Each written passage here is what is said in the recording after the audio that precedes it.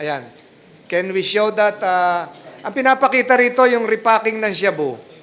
Video po ito. Bago-bago lang ito.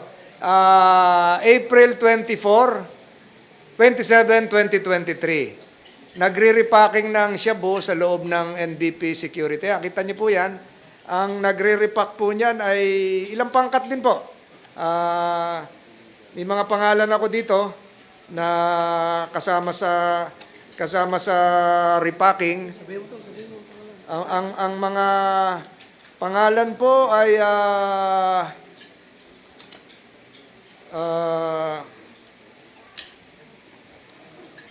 yung kasama si PDL Miranda.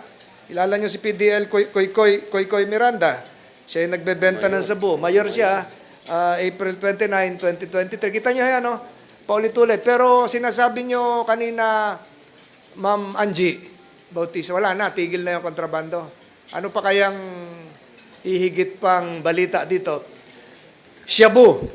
Ngayon gusto kong ipakita naman yung pagpasok ng online delivery na pagkain. Ayan. Ito yung mga online delivery, ano ta? MB10.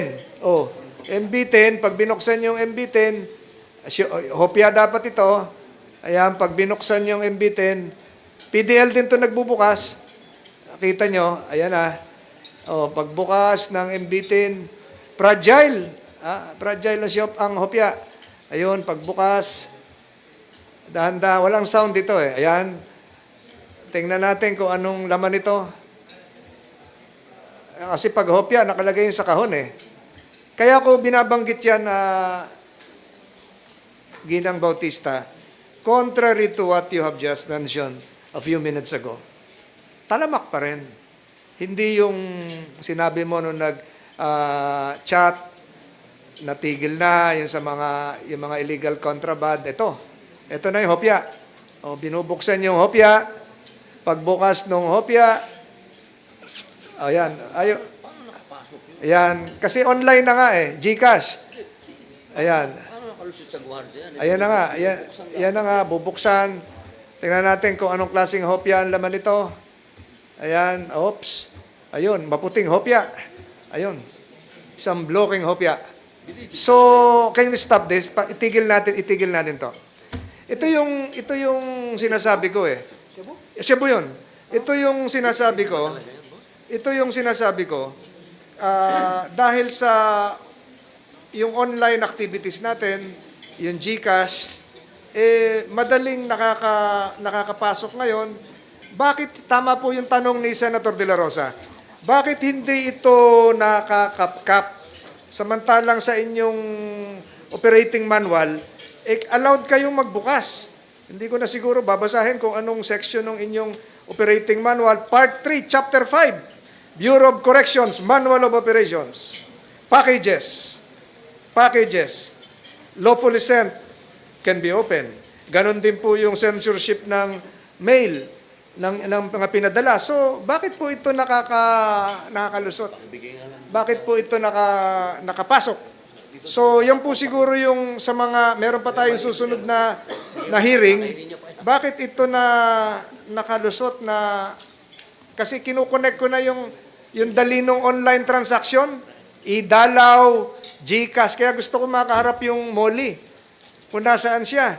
Nasaan na si Molly na parating na raw. So, marami pa tayo, my dear colleagues, na gustong buksan dito. Kanina. Mr. Chair. Yes. Yes, Mr. Chair. In line with that, Mr. Chair, may I interject? Sir, yung may tinanggal ka daw na 700 dito na gwardiya. Saan mo dinala, sir? Mr. Chair, retraining ko po sila. Natapos na po yung first batch na 250. Ibinabalik ko po ngayon. And sana naman, sabi ko, nag-retraining kayo. Yung natutunan nyo kay Professor Narag na training at education, magamit nyo na. Pero yung 700 na tinanggal mo, sir, may pinalit ka. Opo, Mr. Chair, may pinalit ako. Yung, Around 700 din. O baka kaya nagkakaroon ng ganito because of shortage of manpower to man this post. na ganon. Yes, Mr. Chair, kasi gusto rin namin dahil ako naman umiikot din sa Bucor, wala pong ganyang kwarto dito sa Bucor na ganyan ang pagkapintura, tapos hindi naka-uniform yung PDL. So, kulang talaga ako, Mr. Patuloy Chair. lang natin, meron pang isa Karugtong pala yun Patuloy lang natin. Ayan. Ito rin, dalawang dalawang pakete naman ito na pumasok. Fragile din. Ayan. So, Yan, sigurado ako, Mr. Chair. Kung hindi yan sa main buildings, kubol yan. Kaya magandang sahig, oh. kung Parang dito lamesa. yan, ha? Parang Kung dito yan sa lamesa. loob, di ba, sir? Nasa kubol yan sa labas. Kung may ganyan yan dito, pero I don't know. You can continue with your answer, General Katapang. In answer to the query of Senator De La Rosa, yung pinalitan ko po yung 700 na bago, galing nagkumuha rin ako sa Kolonya para makatulong dito sa MVP.